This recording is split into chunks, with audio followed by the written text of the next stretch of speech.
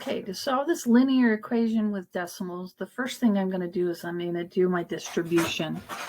And I'm going to keep this side over here the same. So we're going to have 2.45 times x plus 3.2 equals, and then I'm going to distribute this 1.85 to each part of the terms inside of the parentheses. So that's going to come out to be 1.85 times x plus 4 times 1.85.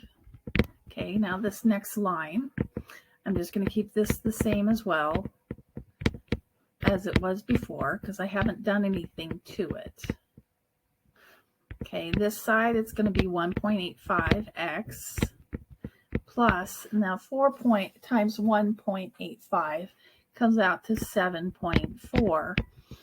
If you're not confident working with decimals, you might want to use a calculator because sometimes it gets a little tricky when you're working with these because you have to make sure you get the decimal point in the right place. Okay, so now I have 2.45x plus 3.2 equals 1.85x plus 7.4. So what I want to do is get my x's on one side and my numbers on the other. And I like to keep my x's positive as much as possible. So I'm going to look at my two x's and determine which one is the greater value and then move the one that is not. So 2.45 has a greater value than 1.85. So I'm going to subtract that from this side. Okay, and I'm going to subtract it from both sides because you have to keep balanced. And again, if you're not confident with working with decimals, by all means, put the 2.45 and minus 1.85 into your calculator. And what happens is when you do that, you're going to get a 0.6x. And we're going to keep the 3.2 for the moment. And that's going to equal, because what over here, this canceled out. So on this side, we're going to have it equal to 7.4 now. So my goal is to get x by itself. So I'm going to get rid of this 3.2 by subtracting it from both sides. Okay, what you do to one side, you have to do the other because you have to remain balanced. And so what happens over here is it cancels itself out. That's why you use the opposite symbol.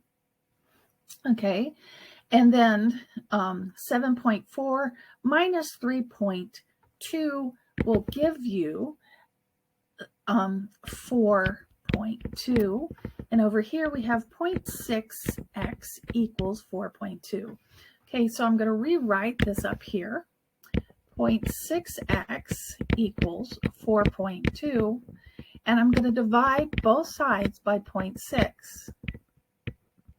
Okay, and what happens here on this side is that cancels out. And so we're left with just x over here. And 4.2 divided by 0.6, or 6/10, will give you a full number of 7. Okay, so you have an integer of x equals 7 for this equation. Now, that we have that answer, we can always find out if that answer is true by doing a little, by checking it. And this is how you would check it. You would go back to your original equation, 2.45, and you would substitute wherever there was an x, we would substitute the number we got, 4x.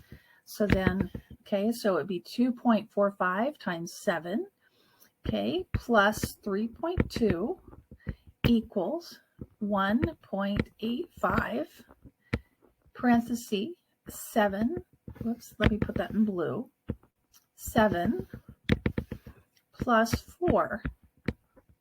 Okay, and so over here we have 2.45 times 7, and I get 17.15 plus 3.2. When I add 3.2 to that, I get 20.35. Okay, so this is actually a question mark. Is it true? Well, let's find out. Now what I'm going to do over here is I have 1.85 and 7 plus 4 is 11. Okay, now I'm going to take that 11 and multiply it by 1.85 and I get 20.35. So it is indeed true. So I've just checked my answer, so I know that x is 7.